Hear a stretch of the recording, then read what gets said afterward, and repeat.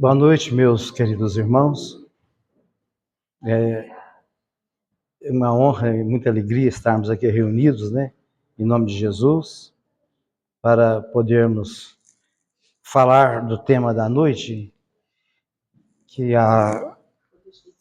desculpe, pode agora? Já? Aqui tá ligado, tá, né? A direção da casa passou para nós o tema Evangelho no Lar. Evangelho no Lar. E eu, particularmente, eu faço o Evangelho no Lar às 7h30 aos domingos, há mais ou menos uns 39 anos. Mas só depois que, uns 5 anos para cá, que eu conheci um rapaz, um dos mais entendidos de Espiritismo, desde 14 anos, ele tem procurado levar Kardec para o mundo. Ele ainda brinca assim: eu tenho um plano audacioso. Eu quero levar Kardec não para milhões, para bilhões de pessoas. E ele tem conseguido, através da Kardecpédia, Kardecpedia, tem conseguido levar para os países, para a China, para a Europa. Inclusive, a gente reúne todos os sábados, nós reunimos numa live, aí pessoas lá dos Estados Unidos, da França, pessoa de Portugal tem um pessoal lá, gente boa lá. Eu reúno e a gente só trata de espiritismo. E aí nós conversamos sobre o Evangelho no Lar, aí ele falou assim: não, o tema que eu acho que tem que ser feito é Espiritismo no Lar. Por quê? Porque o culto, o Evangelho segundo o Espiritismo, quer dizer, a ciência segundo o Espiritismo, não é segundo a Bíblia. Então o Evangelho no Lar, vamos mudar para ficar mais suave, melhor, ter o bom senso, colocar Espiritismo no Lar. Por quê? Porque foi no lar, tem até um documento, que surgiu a doutrina espírita na casa de Allan Kardec. Só um pedacinho aqui, ó. Fundação da Sociedade Espírita de Paris. Se bem não haja aqui nenhum caso de previsão, menciono para conservá-lo em lembrança a fundação da sociedade por motivo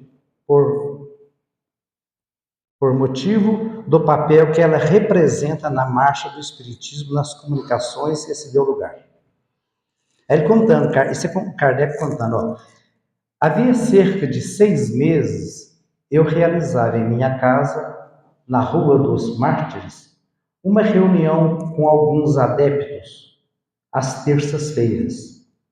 A senhora Dufour era médium principal. Conquanto o local não comportasse mais de 15 ou 20 pessoas, chegamos a reunir até 30 pessoas.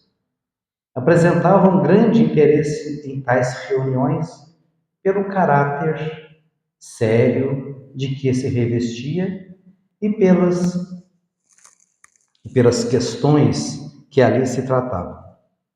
Lá, não raro, compareciam príncipes estrangeiros e outras personagens de alta distinção. Um detalhe, ó. Nada cômodo pela disposição, a sala onde nos reuníamos tornou-se em breve muito acanhada.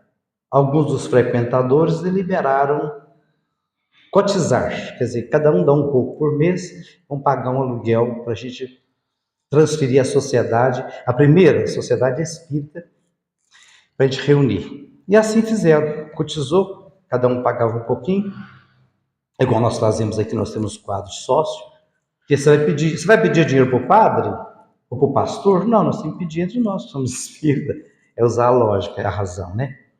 Aí, contando aqui então, alguns dos frequentadores deliberaram então alugar uma que conviesse melhor. Então fazia necessário uma autorização legal, que não podia reunir mais de que 15 pessoas, senão a polícia vinha. Até aqui mesmo, em Lavras, a Vilma deve lembrar, comia assim, né, Vilma? Você não podia juntar assim que a polícia vinha e dispersava as pessoas, né? Aí ele conta aqui então que o senhor do Fox, aí, ó, que se dava pessoalmente com o prefeito de polícia, encarregou de tratar do caso.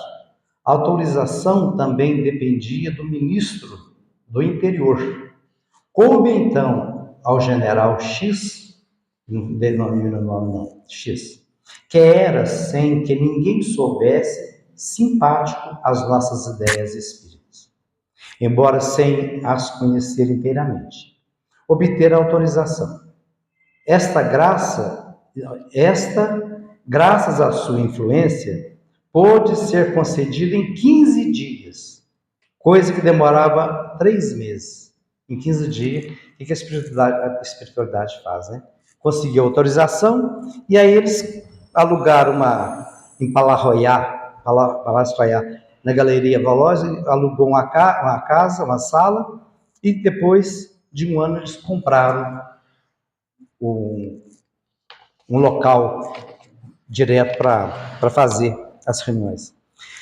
Só que há um detalhe nessas alturas, é que Allan Kardec, até então não era Allan Kardec, era o Hippolyte Léon Denisard Rivail, era o homem mais conhecido de França, mais inteligente, homem que falava várias línguas, vários idiomas, poliglota mesmo, professor Rivail, todo mundo chamava ele.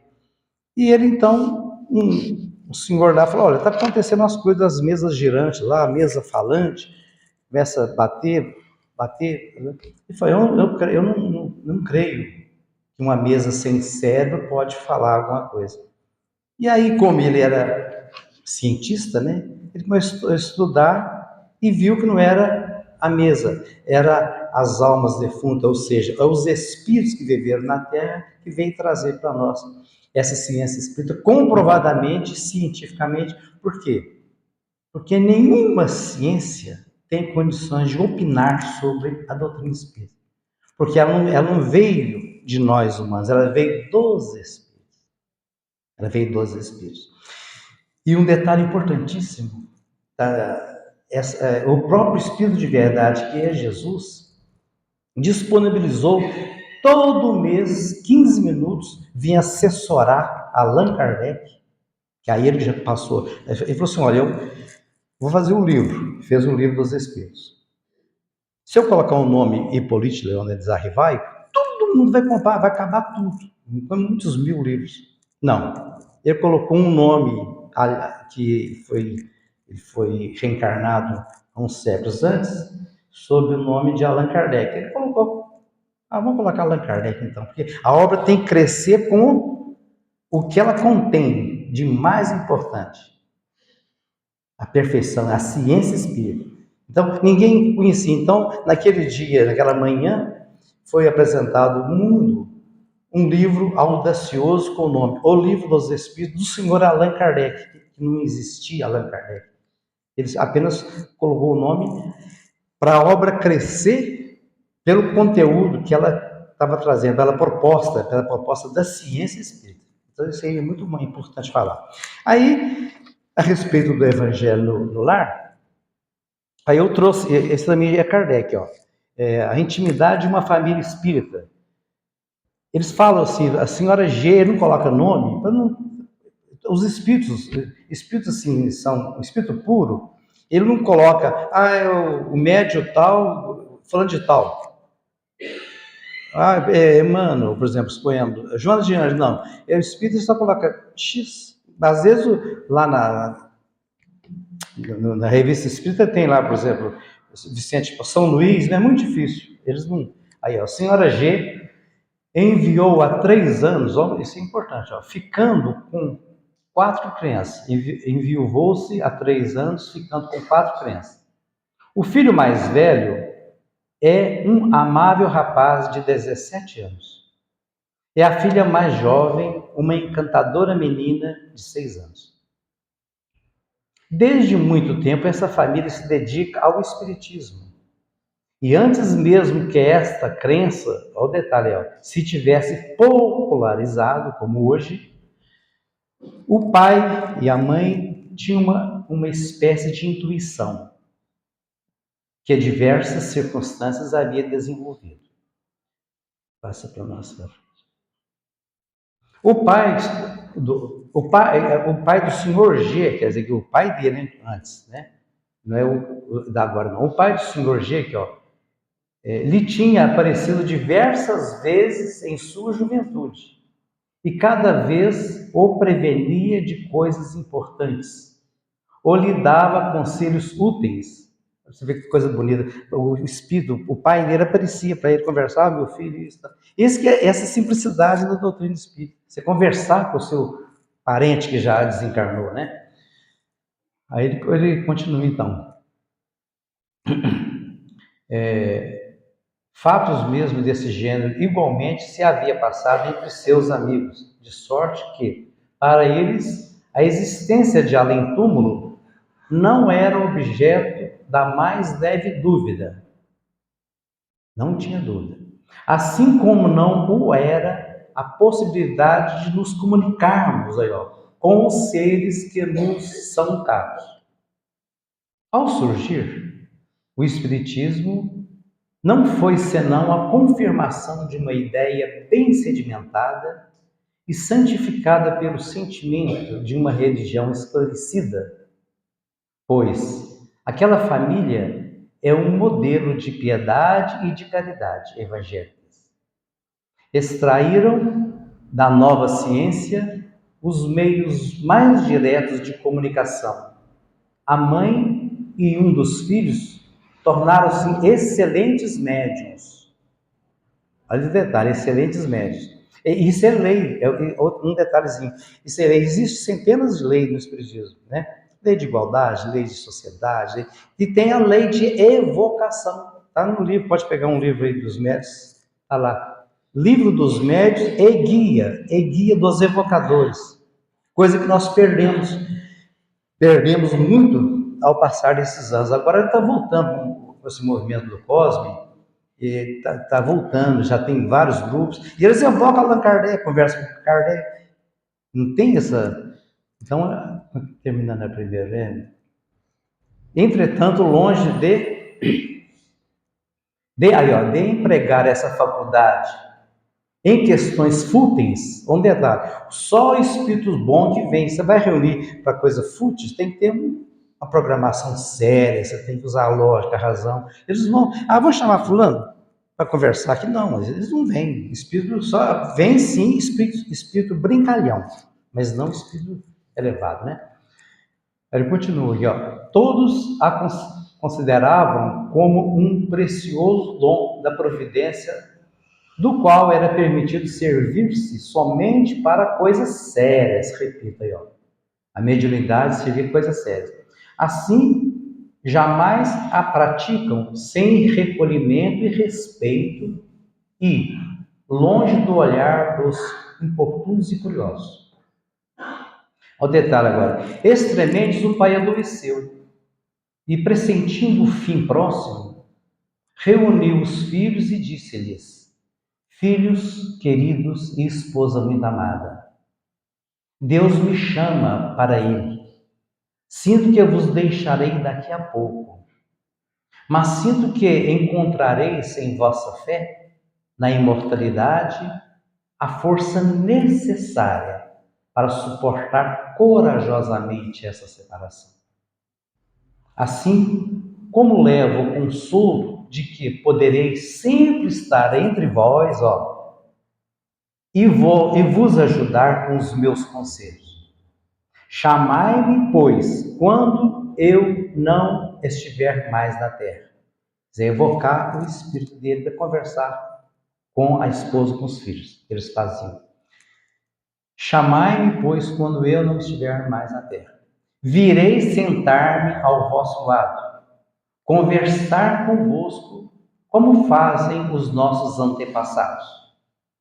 Na verdade, estaremos menos separados do que se eu partisse para um país longínquo.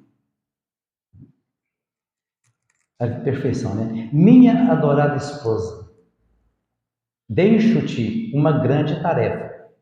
Entretanto, quanto mais pesada for, mais gloriosa será.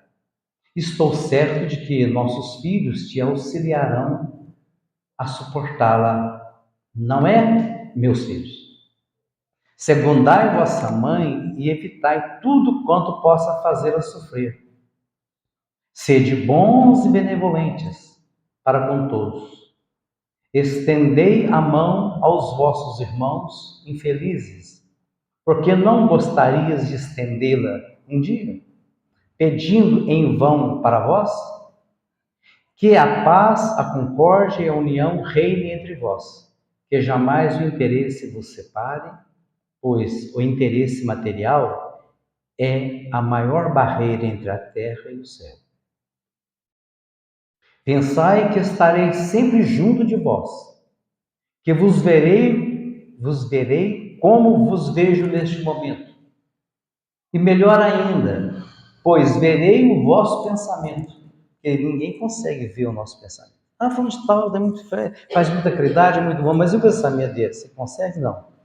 Por quê? Porque quem pensa é a alma, quem age é a alma, quem tem memória é a alma, quem tem desejo é a alma. Então, é o espírito, né? Aí eu vejo muito melhor neste momento e melhor ainda, pois verei o vosso pensamento. Não queirais, pois, entristecer-me depois da morte, assim como não o fizestes em minha vida. É um espetáculo verdadeiramente edificante presenciar a intimidade dessa piedosa família alimentadas nas ideias espíritas. Ao detalhe, essas crianças não se consideram absolutamente separadas do pai. Para elas, ele está presente e teme praticar a menor ação que o possa desagradar. Uma noite por semana, e às vezes mais, é consagrada para conversar com ele. Há, porém, as necessidades da vida que devem ser providas. A família não é rica, razão porque um dia fixo é marcada para essas conversas piedosas. Dia sempre esperado com impaciência, o detalhe, com impaciência. Muitas vezes a pergunta é pequenina. É hoje que papai vem? A menininha perguntando, né? É hoje que papai vai vir, no caso? Esse dia é dedicado a conversar com os familiares em instruções proporcionais à inteligência, por vezes infantis, de outras vezes graves e sublimes. No culto, né, do espiritismo cristão que eles conversavam. Essa conversa era uma coisa mais normal que tinha antigamente.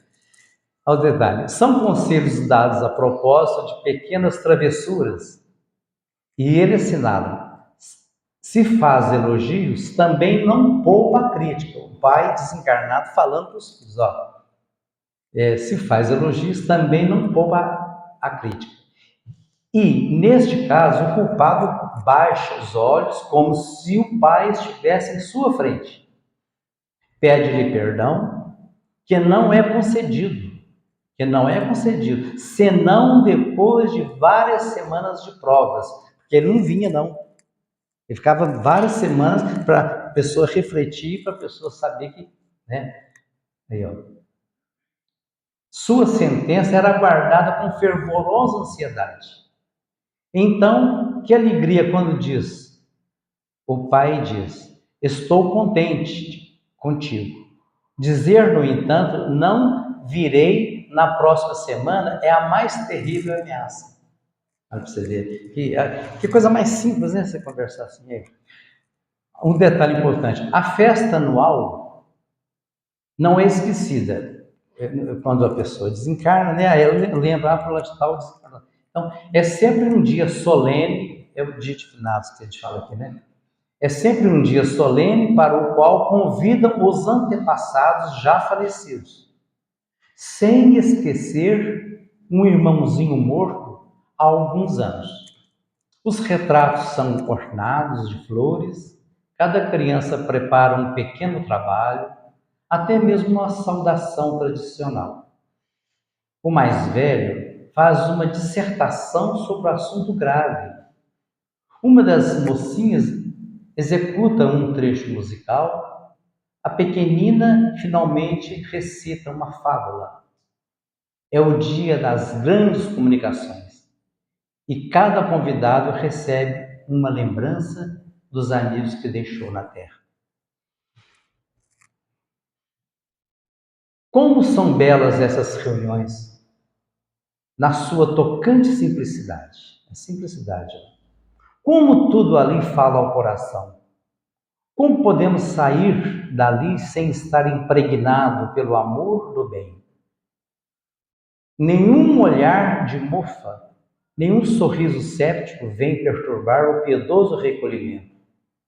Alguns amigos partilham das mesmas convicções e as pessoas devotadas à religião da família são as únicas admitidas a tomarem assento nesse banquete de sentimentos.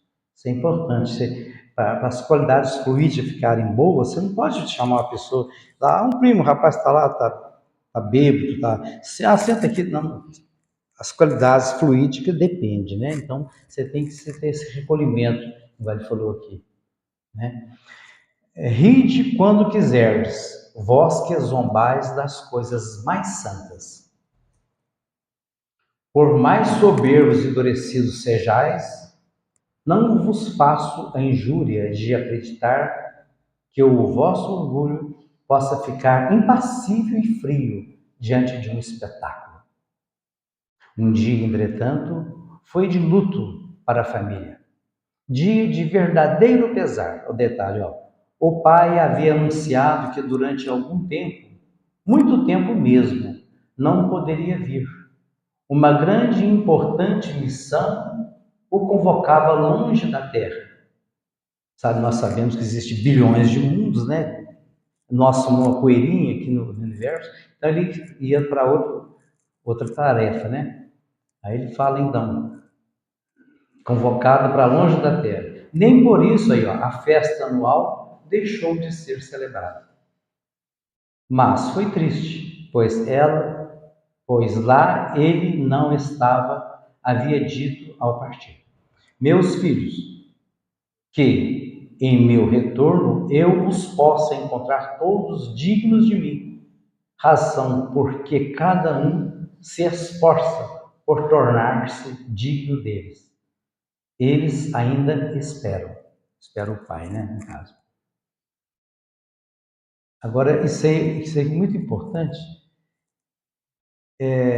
principalmente no culto, né, no caso do Espiritismo cristão que nós fazemos, todo o pessoal faz, né? A maioria de nós, espíritas, fala culto no lar. Mas a denominação segundo o Cosmo é quando a gente deve falar Espiritismo no lar, que é o Espiritismo da ciência espírita. Então, diz assim, isso está na revista, gente, eu não pus ali não, mas está tudo documentado na revista espírita. Deixa eu ver aqui. Aqui, eu não coloquei aqui não, mas está aqui. Revista Espírita, Jornal de Estudos Psicológicos, 1862. Por isso estou lendo. Não, já li. Estou lendo a terceira. Junho, Sociedade Parisiense de Estudos Espíritas. Discurso do senhor Allan Kardec. O detalhe, Discurso do senhor Allan Kardec na abertura do ano social, dia 1º de abril de 1862. Aí ele fala lá: quando evocarmos um parente ou um amigo, seja qual for a afeição que nos tenha conservado, não devemos esperar essas demonstrações de ternura que nos pareceriam naturais depois de uma dolorosa separação. Por ser alma, a afeição pode ser mais verdadeira que a que se traduz por grandes demonstrações exteriores. A pessoa chega, aqui no caso, ô meu amigo, tudo bem? Vamos abraçar, tudo aqui, igual o Daniel, vamos abraçar aqui, conversa, bate papo um com o outro. Não, lá o Espírito comunica pelo pensamento, porque tudo é pensamento. E eu falei, quem pensa é o Espírito, quem age é o Espírito, quem tem vontade é o Espírito. Então, Lá não tem assim, você transmite pensamento. Você pensou e ele já pensa respondendo. Por isso está lá. Os espíritos pensam, mas não agem como os homens. Dois espíritos amigos se veem, amam-se, sentem-se felizes por se aproximarem, mas não têm necessidade de se lançarem aos braços um do outro, porque nem braço tem também, né? Não tem órgão no caso. Quando se comunicam conosco pela escrita, uma boa palavra lhes basta e lhes diz muito mais do que palavras enfáticas. Também só podemos aplaudir a feliz ideia de vários membros de organizar reuniões particulares em seus lares. Olha o detalhe. Porque, segundo lá, se reunir, por exemplo, 100 pessoas, só com uma orador, né? Falar, porque cada um pensa de uma maneira, não tem uma homogeneidade assim, todo mundo pensa igualzinho, aquela vibração pode oscilar. Aí ele fala aqui, ó, elas têm a vantagem de estabelecer relações mais íntimas. Olha o detalhe.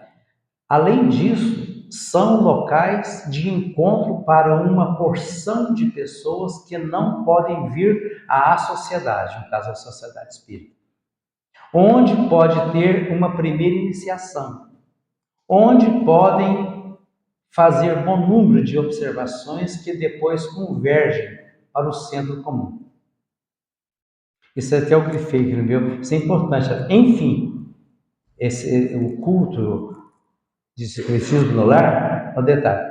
Enfim, são canteiros para a formação de médios. Olha que palavra linda, são canteiros ali para a formação. Às vezes você vai fazer um plantio de flor, de alface ali, nós estamos jogando as sementes, são canteiros para a formação de médios. Por quê? Porque todos nós somos médios, em grau qualquer.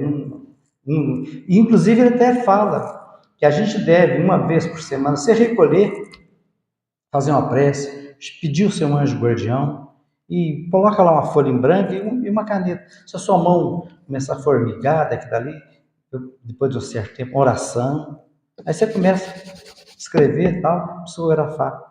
Você pode depois desenvolver a mediunidade de evidência, via pessoa, igual a nossa irmã Vilma tem essa mediunidade, né, Vilma? Então, cada um, outros pode ter psicografar, outro pode ter vários tipos de mediunidade, né? Então, mas tem que ter o recolhimento, e no lar é uma coisa muito importante, né? Você naquela intimidade no lar, igual a lição fala aqui. E é importante, falando, são canteiros de formação de médios. Deixa eu ver, aqui terminou aqui. Eu trouxe aqui uma comunicação espírita, olha o detalhe. A propósito essa aqui foi tirada. Espírito de verdade, gente. Espírito de verdade é Jesus Cristo. Espírito de verdade. Então, olha o detalhe. Acaba de aparecer um novo livro. É uma luz mais brilhante que vem clarear a vossa marcha. Há 18 séculos, por ordem do meu Pai, que é Deus, no caso, vim trazer a palavra de Deus aos homens de boa vontade. Essa palavra foi esquecida pela maioria dos homens. E a incredulidade, o materialismo, o detalhe, materialismo hoje, vieram abafar o bom grão que eu tinha depositado em vossa terra. Hoje, por ordem do meu Pai, os espíritos bons são seus mensageiros. Vêm a todos os pontos do globo fazer ouvir a trombeta retumbante. Escutai suas vozes. São destinadas a vos mostrar o caminho que conduz aos pés do Pai Celestial. Sede dóceis aos seus ensinos. Os tempos preditos são chegados. e todas as profecias serão cumpridas. Olha para você ver, importante. Isso é espírito de verdade. Pelos frutos se conhece a árvore. Vede quais são os frutos do espiritismo. Casais onde a discórdia tinha substituído a harmonia voltaram à paz. Olha que bonito. A paz e a felicidade. Homens que sucumbiam ao peso de suas aflições, despertados pelos acordes melodiosos das vozes de além-túmulo, compreenderam que seguiam o caminho errado e, envergonhados de suas fraquezas, arrependeram-se e pediram força ao Senhor para suportarem as suas provações. Provações e expiações. Eis a condição do bem, eis a condição do homem na terra. Expiação do passado, provações para o fortalecer contra a tentação, para desenvolver o espírito pela atividade da luta e habituá-lo a dominar a matéria e prepará-lo para as alegrias puras que esperam o mundo dos espíritos. É onde todos nós vamos passar. O Kardec fala a passagem. É o dia que a gente vai desencarnar, né, no caso. Terminando, 8:5. Há muitas moradas na casa de meu pai. Disse-lhes eu há 18 séculos. Isso é a palavra de Jesus, ó. Há muitas moradas na casa de meu pai. Disse-lhes eu há 18 séculos. O Espiritismo veio tornar compreensíveis essas palavras. E vós, meus bem-amados, trabalhadores que suportais o calor do dia, que credes ter de vos lamentar da injustiça da sorte, abençoai vossos sofrimentos, agradecei a Deus, que vos dá meios de quitar as dívidas do passado. Orai não com os lábios, mas com o coração melhorando, a fim de que possais ocupar melhor lugar na casa de meu Pai. Sabeis, os grandes serão humilhados, mas os pequenos e humildes serão exaltados. Está aqui, Espírito de verdade, que é o próprio Jesus, né? E só para terminar, é muito fácil, no livro dos médiuns tem lá para nós localizarmos aonde nós estamos, né? O Cosme sempre fala assim, às vezes vai fazer a reunião e pergunta assim, algum de vocês aí, ó, vamos colocar nós aqui todos, sentem ou já sentiram pelo menos uma vez na vida ciúme, raiva, inveja, orgulho, rancor, preguiça? Então, bem-vindo ao meu time. Somos espíritos todos aqui da terceira ordem. Um detalhe. O espírito da segunda ordem, ele só pensa no bem, ele só foca no bem. Ele tem só desejo do bem. Espírito da segunda ordem. E quem é espírito da segunda ordem? É Kardec, é Francisco de Assis, é São Luís, é São Vicente de Paulo. São espíritos já elevadíssimos. Kardec está mais elevado que eles, segundo a ordem lá que nós... Entendeu? Então, por isso que ele trouxe. E ele, o Kardec, quando às vezes manifestava, até o próprio São Luís, Kardec falou, não, por favor, repete, vamos corrigir isso aqui, vamos usar a razão, a lógica, isso aqui está errado.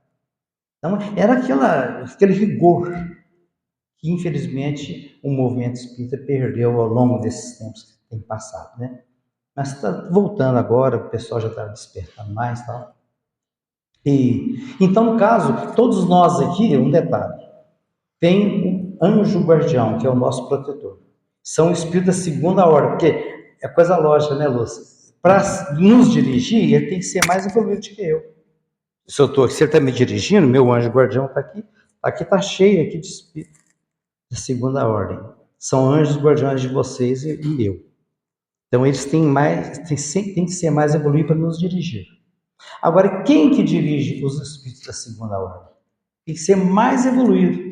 O espírito que dirige, que é o anjo guardião de Kardec, é o próprio Jesus Cristo. O próprio Jesus Cristo. E ele, em detalhe, está lá na obra exposta. Eu virei 15 minutos por mês. Por mês, Jesus reunia para ele escrever a obra, o Evangelho segundo o Espiritismo. Porque, segundo ele, vai ficar nos anais até da Constituição daqui um pouco. Porque o dia que todo mundo tornar realmente espírita cristão, usando a razão e a lógica perfeita, nós não vamos precisar de porta, não vamos precisar de soldado, não vamos precisar de prisão, porque todos vai agir perfeitamente segundo os ensinamentos do Cristo. Fazer para o próximo o que queríamos que fizesse para nós. Não vou alongar, 8h10 não dá tempo, né? Vamos fazer a prece, em vez da prece, vamos fazer um poema, né, de agradecimento. E vamos fazer o seguinte, eu vou fazer um outro aqui, porque todos nós hoje estamos passando pela dor, né? Todos nós. A dor moral, a dor física, dor emocional. Você vê nossos irmãos da Venezuela passando dor, sendo mortos, presos. Todos nós, no nosso lar, né? Cada um de nós tem todos nós temos um espinhozinho apertando. Então, Joana de Ângeles fala, um título que fala assim, eu acho importante. Olha o título que ela deu. Sob dores extenuantes, a dor máxima, extenuantes, a palavra extenuante. Sob dores extenuantes. Aí diz assim, sobraçando dores, e aturdido ao barco de todas as interrogações sem respostas imediatas, você se exaure sem consolo. Fácil as sucessivas desilusões de amargura.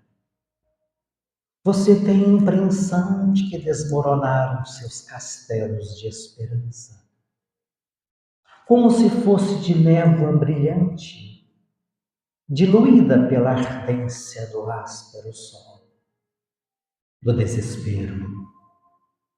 Todavia, não obstante o acúmulo dos sofrimentos que o agastam, esmagando seus anelos, quais arietes da impiedade que destrói, você dispõe da confiança em Deus e não deve desistir da luta. Todas as lágrimas procedem de razões justas, embora você não alcance prontamente as suas nascentes. Reconforte nas decisões das atitudes sãs a que você se entrega. E não permita que as leviandades dos fracos e irresponsáveis tisnem de sombras os claros céus do seu porvir. Faça sua parte, ajudando, sem contudo colocar sobre os ombros o fardo da responsabilidade que lhe não compete. Ninguém se poupa as dores inevitáveis na senda evolutiva. Não é justo, porém, permitir que estas esmaguem ou anulem os objetivos relevantes da sua promissora e produtiva reencarnação. Muitos dizem que a morte deverá ser o fim dos padecimentos. Vocês sabem que não é assim. Outros asseveram que morrer é consumir-se no caos.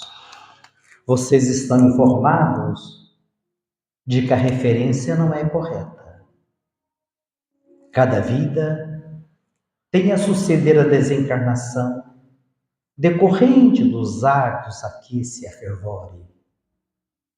Para o além, consequentemente são transferidos os anseios e os sorrisos, os segredos que se revelam e os enigmas em que se decifram, as conquistas que se fixam como bênçãos e os desaires que se convertem em canga ou encárpia de espinhos.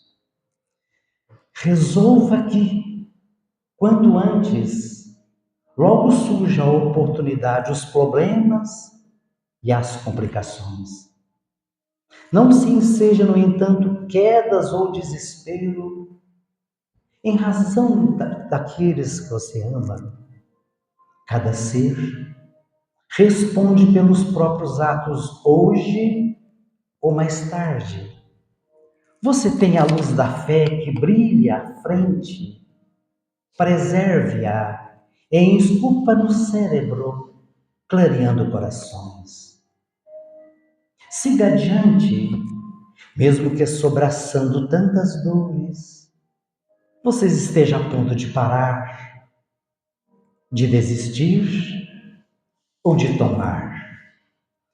Coroado de espinhos, ferido por uma lança e atendido na sede por uma esponja vinagrosa, Jesus não parecia um triunfador, confundido no meio de dois ladrões que contemplava aquela cena trágica do Calvário.